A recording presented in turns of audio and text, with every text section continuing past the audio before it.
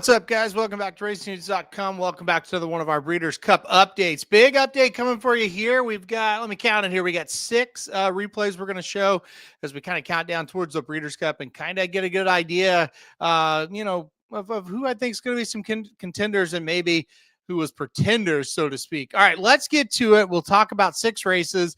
Then we'll kind of look forward to Keeneland and what's going on here. All right, let's go to the Joe Hirsch Classic to get us going here. It was Rebels Romance, the horse that's going to be able to get the job done in this one. And, of course, Rebels Romance has won 2 out of the last 3 Breeders' Cup turfs. So we do know that this is obviously a horse that's going to be, pretty prevalent here in the Breeders' Cup. He's been very good this year after winning the Breeders' Cup turf last year. So you'll see redistricting the 2-horse get out in front and Rebels Romance stalking the pace. That's kind of how you thought this thing was going to go when you handicap it before. You kind of thought, okay, that's kind of how I see it. Redistricting going to set the pace, and Rebels Romance is going to stalk right behind and, more than likely gobble him up at the top of the stretch. You're going to see it gets a little bit shifted from that original opinion here as they make the first of 3 terms running this inner turf here at Aqueduct. And you're going to see Rebels Romance kind of say, yeah, I don't really want to wait. I'm just going to go ahead and just take control of this thing right now. And so that's what he's going to do. And that's something you do really love about him. He doesn't have to have the lead, that's for sure, but he can sit close to the pace. And, that makes him tough to beat from a trip standpoint. He's not going to be pace dependent. He's not going to get caught up in traffic. And boom, right there, he's going to take the lead. So if they're going slow, this horse will take over. So, I think people that bet redistricting at this point is probably thinking, why did you just give up the lead? And it is interesting. Flavian Pratt, not aggressive here at all. The 2 redistricting ends up getting second, so ran okay. But at this point in the race, it's pretty much, as I was sitting here betting a 3-2 exacta, I was like, I think I got this already. I got close for second. It didn't for the first place, as you're going to see. But yeah, Rebels Romance is not losing from here unless something pretty bad happens, and nothing bad happens. So he's just cruising along here. Frankie kind of shaking him up just a little bit, just to kind of keep your distance here from this 2-horse. El Cordobés, you see back there in 4th, he's going to finish 3rd. Far Bridge, our nice horse here in the United States, he's just not going to run well again. That's 2 straight races. You haven't seen the best from him. Turning for home, and Flavian Pratt's going to ride the 2 here pretty hard to try to get him up to Rebels Romance. It's over, though. This horse just continues to gobble up the ground and, just starts to put distance on him, no doubt about it. Rebels Romance into the straightaway now, just on cruise control, basically. A couple of whips from Frankie Dettori, no big deal. So a nice, easy victory there. Redistricting in second. El Cordobés gets 3rd here. Very close there for 2nd and 3rd. Now, should mention a 106 buyer speed figure for Rebels Romance. That's a very, very nice Breeders' Cup prep race for him as he tries to make it 3 and 4 years and 2nd in a row. Redistricting 101 and El Cordobés is a 101. We'll see if they go to the Breeders' Cup. I would mind to see either one of them in there. I thought they both ran okay. Just no match for Rebels Romance. You see him just striding away here, looking ultra, ultra impressive. Can he do it? Well, I don't know, but I think he'll certainly be the favorite after this effort, and a deserving favorite at that. Be interesting to see what other European horses come over for this race, won't it? To see if anybody's going to travel over and challenge Rebels Romance. All right, let's go now to the Lukas Classic at Churchill Downs. And it was the Churchill Downs monster. It was Mystic Dan getting the job done here. Play it for you as we go along. Mystic Dan is the 5-horse here, and he's going to win this thing. Disarm, the 6 was in second, Banishing 3rd. And you're going to see, again, it just Mystic Dan here at this track. And Mystic Dan, when he's right, he's just really, really tough. Up the backstretch, Mystic Dan is going to, or on the turn, I should say, Mystic Dan going to settle in a nice position, stocking position in 4th there. Going to kind of let them go at it up top a little bit and sit there. Willie D's, a horse that did choose to run here, going to set the pace. Prince of Power right there as well. And then it's Mystic Dan and Banishing, 2 of the main contenders, if not the 2 main contenders, sitting there in 3rd and 4th. Hit Show, a horse I liked in this race, and not a good opinion there from me. He's 2nd to last. He never really got going. I thought he ran a fairly poor race, no question about it. But I still think that, when Mystic Dan runs like this, it's hard to beat him at Churchill Downs, especially in this kind of field. And so I thought he was very, very good. He's very patient. He stalks the pace here. It looks like he's going to have nowhere to go at the top of the stretch. You get to the top of the stretch, and it looks like, Banishing may have the jump. Mystic Dan has nowhere to go. Even Disarm. Look at Disarm moving up and running one of his better races. Hit Show's making a move too back there. And look at Mystic Dan. The 1 and the 4 seem to have him kind of bottled up a little bit. What are we going to do? Just kind of stay patient. That's what we're going to do. 7, Banishing comes in on him. Now he's in trouble. Feels like he's getting squeezed. Look how brave this horse is. He just shoots right through the gap there.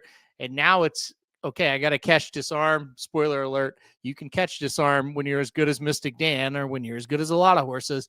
Mystic Dan gets the job done here, going away by a length. Breeders' Cup Dirt Mile is going to be next for Mystic Dan. I'll move this back again. It's kind of cool to watch. He just kind of barrels through here between that 4 and the 7. He says, Banishing, get off me. Are you kidding me right now? Get away. Okay, boom. So, yeah, pretty impressive there. I didn't pick the horse. I did use him in the pick 5s, pick 4s. I've gotten to where I love this horse. Even though I barely ever pick him, he's pretty damn cool. And I think you got to give him a lot of credit for coming back after looking like he was kind of done. 100 buyer speed figure for Mystic Dan, 99 for Disarm, 94 for Banishing. Again, Mystic Dan looking like the Breeders' Cup Dirt Mile is where he'll go next. Just like I think Rebels Romance could play a part in the Breeders' Cup Turf, obviously. I think that's a very obvious statement. I think Mystic Dan makes a little sense in the Dirt Mile. We'll see who else shows up. You never know. That's kind of a tweener race. I think it makes sense for him. I think that's a very interesting spot for him. All right, let's go to the Goodwood Stakes next at Santa Anita. This was a win and you're in for the Breeders' Cup Classic. I'll go ahead and play it now. This was a very, very good race, a very strong race here, in my opinion, between Nevada Beach and Full Serrano. Nevada Beach, the 5 horse, you see him break out of the gate there. He gets the job done. He gets a 101 buyer speed figure. Full Serrano second with a 98. Privman third with a 93. Full Serrano is the 7. Bet down to 1-2. Takes the lead, but Privman is going to be right there as well. And this kind of does set it up a little bit for Nevada Beach, but also he ran awfully well in this race too. You're going to see these 2 horses kind of bang head early. I think really kind of Hernandez, who's been on Privman, kind of just didn't worry about him much and said, let's just go. And look at Mike Smith. He kind of reads the situation and goes, they're not going quite as fast as I thought. I'm going to go up there and get to his throat latch. And at that point, it kind of just finishes just how you see it on the screen. Full Serrano, 47.86. He probably is just better at a mile. But he wasn't going too fast. Once they got past that first turn, he settled in just fine. And look, I think Mike Smith made a good decision here. Gets to him. Nevada Beach 8-1. The backers, like Mike Somich, who had this horse, was had to be happy. They get to the top of the stretch here, and you can kind of tell it's going to be a 2-horse battle. Will Full Serrano kind of re-rally, or not even re-rally, but hold off Nevada Beach? Will Nevada Beach come get him? Nobody else to really talk about. 2-horse race. First mission might be done, by the way. He didn't do much running at all for the second straight race. Race on, as Dale Day would say at the top of the stretch, and it really, from here on, it really looks like Nevada Beach going much better than Full Serrano. So Nevada Beach punches his ticket to the Breeders' Cup Classic. He will run in the Breeders' Cup Classic. So it'll be very interesting to see what happens there. Another Baffert horse, comebacks off the bench here and gets a 101 buyer and wins the race. So unlike our first 2, don't really think this horse is going to be much of a factor, but he's there. He's earned it. He's got a free trip. Nice gallop out here as well. 1.25 miles should be just fine for Nevada Beach, a horse by Omaha Beach. So obviously going longer could be okay for him. Let's just keep going with all the Bob Baffert runners here. Cavallari on Sunday in the Zenyatta Oaks. That's who we'll go to next. Another horse coming off the bench a little bit in this spot. This was a Breeders' Cup win and you're in for the Distaff, and it's Cavallari who gets out of the gate very poorly. Like I said, coming off the layoff, did not break well at all in the spot, is last, and it's a horse that likes to be towards the front. So all of her backers at 3-5, including myself, were pretty worried right out of the gate.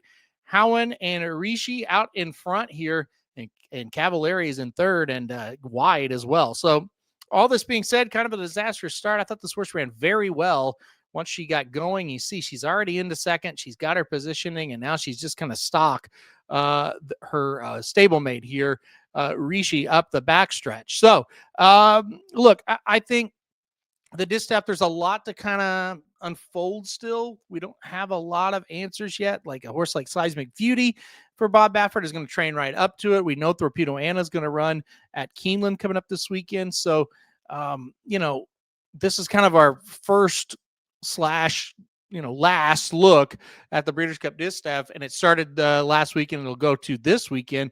But I thought this horse Cavalieri ran pretty darn well. I think she's got a shot. I can't have this trip again. I think it'd be better, but I was very impressed. The trip wasn't ideal. The horse stayed involved. You get her to the top of the stretch. She's really getting rode hard in this race, and she's able to catch her stablemate here. And now they're going to set the stablemate down, and Cavalieri is just running better. You see right here, passes her despite kind of being wide on both turns, gets the job done. 100 buyer speed figure for Cavalieri. I think that's pretty darn good. That matches pretty much what the Distaff division has been doing.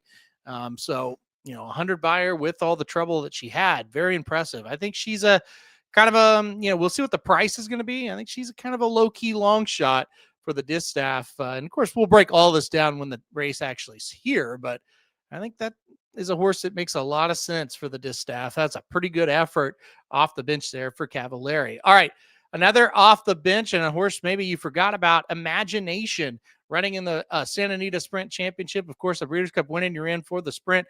The defending champion of this race, Straight No Chaser, back off of a long layoff as well. He's the 2 horse. He's going to go to the front in this spot, and he's going to try to take them gate to wire. Didn't work out for him.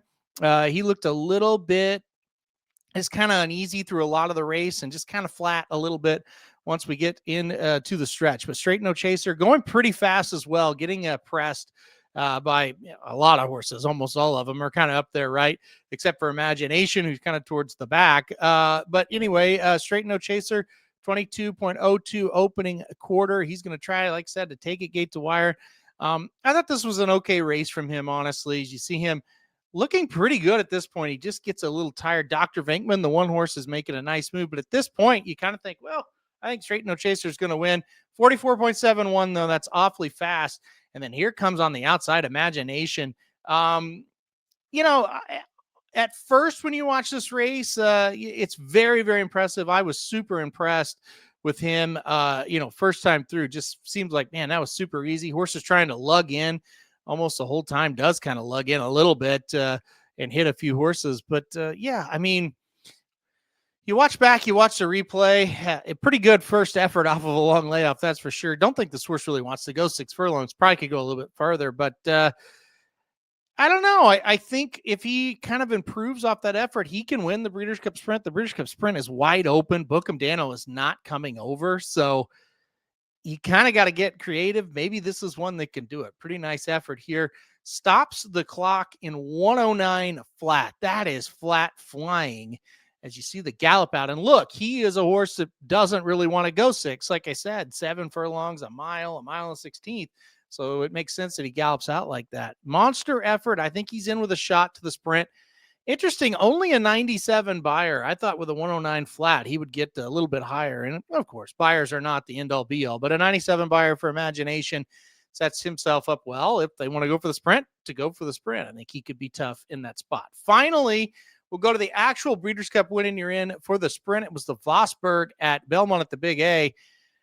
This race was, it left a little bit to be desired.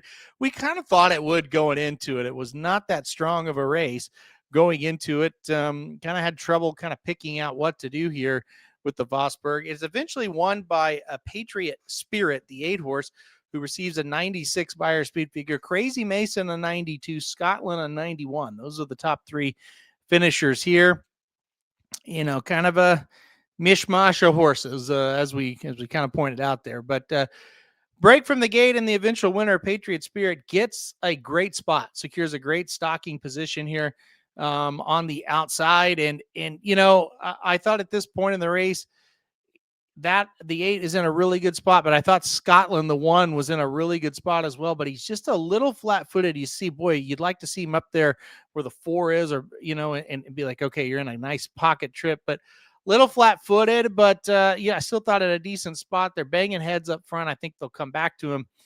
These horses just weren't good enough to go get them. Nash and Scotland kind of running right there on the inside, trying to make a move. Nash never looks comfortable. Scotland's still in a pretty good spot. Patriot Spirit, though, starts to put away the 7, and then it's just kind of, a war of attrition, I would say, to the finish. Patriot Spirit has enough. Scotland is ranging up. And you see Crazy Mason, the 9 horse, from way out of it, like always. Here he comes to make his run. He really likes this track, and he likes to run up for 2nd or 3rd in these races. Patriot Spirit just going too well. You see Scotland just couldn't pick up his feet. 4 couldn't pick up his feet. Nash back there, he couldn't. Crazy Mason could, but he's way too far behind. He's going to scrape the paint here and get 2nd. Patriot Spirit, the winner there. I don't have a lot of interest in any of those horses moving forward. I kind of figured that would be the case, and it was the case after the race as well. Just not great as far as the sprints division is concerned with those horses, but Patriot Spirit is going to get to go, and that's all that matters. All right. That was sorry, I'll take this off the screen now. That was last week.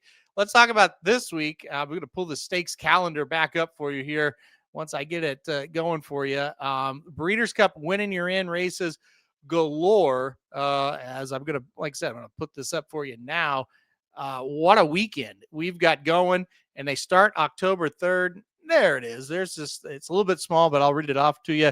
On October 3rd, the Futurity and the Pilgrim are Breeders' Cup winning in races at Belmont at the Big A, and Keeneland returns Friday with the Darley Alcibiades, the Jessamine, and the Ogden Phoenix, all Breeders' Cup winning year in races as well. Fast forward to Saturday, the Champagne Stakes at Belmont at the Big A, and the Miss Grillo Stakes at Belmont at the Big A. 2 more there. Keeneland's got a bunch. The Breeders' Futurity, the Coolmore Turf Mile, the Thoroughbred Club of America, all at Keeneland, all Breeders' Cup winning in races. And then Santa Anita, the American Pharoah, the Oak Leaf, and the Rodeo Drive out at Santa Anita, Breeders' Cup winning in races. Then fast forward to Sunday, the Castle and Key Bourbon Stakes at Keeneland, and the Judd Spinster at Keeneland as well. None of these really are drawn. Some of them are, but not very many of them. Highlights, the Champagne, obviously going to be big. The Future at Belmont, the Big A, the Futurity at Keeneland, the Turf Mile, always a big race at Keeneland as well. The American Pharoah for the 2-year-olds out at Santa Anita. And then the Judd Spinster on Sunday, going to, as of now, have Torpedo Anna. So that'll be very interesting to see that one as well. Torpedo Anna making that big run. And that is the last as you go through here the rest of the stakes races. No Breeders' Cup winning you're in. So that'll be the last one with the Spinster. All right, guys, that'll do it for this Breeders' Cup update. We'll be back next week to show you a lot of replays. We might show 10 replays next week of all these Breeders' Cup winning your ends. We'll show all of them. We'll kind of break it down. And then I would say the next week we'll really start looking at field by field on the Breeders' Cup recap shows or the Breeders' Cup update shows, as we're going to know who's going to run in a lot of these coming up, after all these preps are done. So there's a lot to look forward to, and we'll be here to cover it for you. So, all right, guys, thanks everybody for watching, and we'll see you next week for another Breeders' Cup update.